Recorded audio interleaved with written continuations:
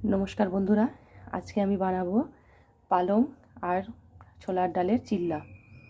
तो आमी प्रथमे छोलार डाल सेদ্ধ करे रेखेछि सेटा आमी एखन मिक्सिते पेस्ट करे नेब। एर मध्य दिए देब दुटो काँचा लंका और दिए देब धुए रखा परिष्कार करे पालंग शाक। एर मध्य दिए देब आदा अल्प एकटू और 2-4 कोয়া मतो रसुन।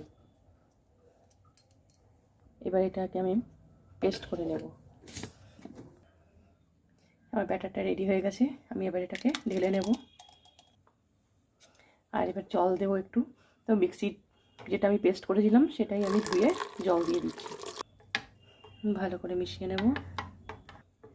ठीक এই রকম টাইপের হবে এটা।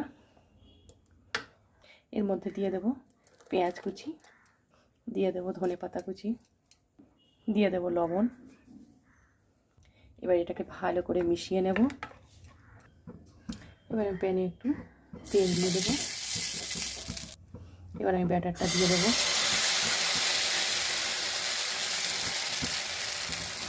এবার আমি এটাকে একটু ঢাকা দিয়ে দেব।